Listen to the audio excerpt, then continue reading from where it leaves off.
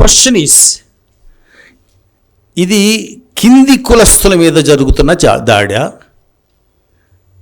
పై వర్ణపు అమ్మాయిల మీద జరుగుతున్న దాడా? దీన్ని ఎలా చూస్తున్నారంటే, ఒకప్పుడు కారంచేడులో దళితుల్ని తెగ నరికారు, చుండూరులో తెగ నరికారు. ఇవాళ ఆడపిల్లల్ని ప్రేమిస్తున్నందుకు దళిత పురుషుల్ని నరికేస్తున్నారు. నువ్వు పార్ట్ 1 చూపిస్తున్నారు, బాహుబలి 2 ఒకటి ఉందరా నాన్న. అది మేజర్ స్టోరీ అది కదా. ఆవిడ్ని సంఖ్యలతో కట్టేశాడు అక్కడ. అలాగా ఈవిడికి ఉండేటువంటి ఫ్రీడమ్ ఆఫ్ చాయిస్ని, స్వయం వరించే హక్కుని హరిస్తున్నారు. కాబట్టి జెండర్ యాక్టివిస్టులు కానీ, స్త్రీవాద సంఘాలు కానీ, మీరు తర్వాత జాలిపడుదురు గాను, అస్పృశ్యుడు చనిపోయాడని తర్వాత జాలిపడుదురు కానీ, ముందు మీరు అడగాల్సిన ప్రశ్న,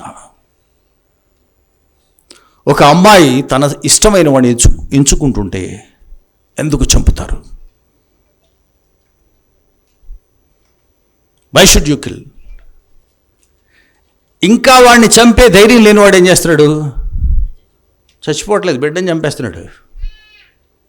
వాడు చచ్చిపోతే హ్యాపీగా ఉంటుంది. చాలా సినిమాల్లో నాన్న ఉరేసుకుంటావా దా, అయ్యి నేను డెసిషన్ మార్చుకున్నానే దిగిపోతుంటాడు కదా. అలాగా అట్లా కాదు. రైట్. సో ఇది ఎందుకు జరిగింది? ఫ్రీడమ్ ఆఫ్ చాయిస్ని ముందు నుంచి తీసేయడమే కాకుండా ఆమెని కులానికి కాపలా పెట్టారు. ముందు నుంచి కులాన్ని ఎలా కాపలా కాస్తారు? ఎవరు కాపలా కాస్తారు అనుకుంటారు? ఒక ఊరికి అస్పృశ్యుడు కాపలా కాస్తాడు, కుటుంబానికి స్త్రీ కాపలా కాస్తుంది. కుటుంబానికి ఏం కాపలా? వర్ణ సంకరం కాకుండా కాపలా కాస్తుంది.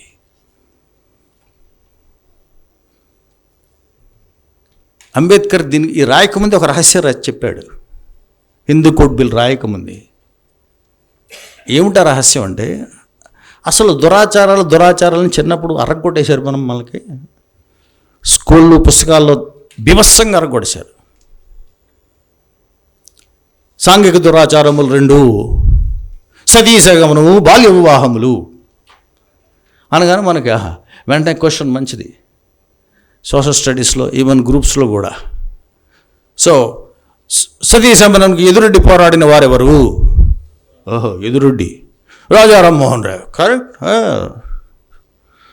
దీన్ని నిషేధిస్తూ చట్టం చేసిన వాడెవరు? William Bentinck. బాగుంది. ఒరే, అసలు మన సతీ సగమనానికి పేటెంట్ తెచ్చుకోవాలి కదరా. ఈ దురాచారం ప్రపంచంలో ఎక్కడ ఉందా? రకరకాలుగా టార్చర్ ఉంటుంది. స్త్రీలను ఎవడు బతుకుతున్నాడు కానీ ఇంత క్రియేటివ్గా చంపినాడు ఎవడన్నా ఉన్నాడా?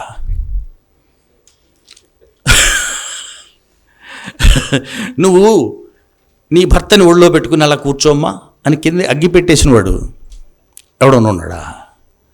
ఏ స్త్రీ అయితే ఒక కుటుంబంలో సతీ సగమనం చేస్తుందో ఆ తర్వాత 12-14 తరాల పాటు ఆ ఇల్లు ఏముంది, సుఖశాంతులతోనూ సకల సంపదలతోనూ ఇంకా నానా రకాలతోనూ నిండిపోతుంది. వస్తాడు మళ్ళీ అనేక రకాలు. ఈలోపు ఆమె అవుతుంది, ఆమె మళ్ళీ దేవత అవుతుంది కదా. కింది స్త్రీ చనిపోతే క్షుద్ర దేవత అవుతుంది. గ్రామ దేవతల దగ్గర ఎక్కువ బాగా పాప మనం బాధపడాలి, కానీ తెలియకపోవడం వల్ల కొన్ని ఇబ్బందులు ఉంటాయి. క్షుద్ర దేవతలు అన్ని కోరికలన్నీ ఘోరంగా ఉంటాయన్నమాట. అన్ని బ్లాక్మెయిల్ చేసినట్టు, నాకు కనుక నువ్వు చేయకపోతే అని మొదలెడుతుంటుంది. అంటే అర్థం ఏంటి? నువ్వు నెత్తురివ్వు, మేకని బలివ్వు, చేయకపోతే. అంటే మరి క్షుద్ర స్త్రీ అంటే కింది జాతి స్త్రీని ఎలా చూస్తారో దేవతను కూడా అలా చూసేస్తున్నారు మీరు. కానీ అలా కాదు. సతీ సగమనం చేసిన దేవత ఎవరినైనా కరుణిస్తుంది. మళ్ళీ దేవతల్లో కూడా కులాలా? పై కాస్ట్ దేవత, కింది కాస్ట్ దేవత కదా. వెజిటేరియన్ దేవత, నాన్ వెజిటేరియన్ దేవత. సో కాబట్టి ఇలా అయిపోతారు. ఇలా చెప్పి చేశారు కదా. ఉట్టినే చేస్తారా ఇలాగా? ఒక కష్టం ఉట్టినే వస్తా, దీనికి పేటెంట్ రావాలి.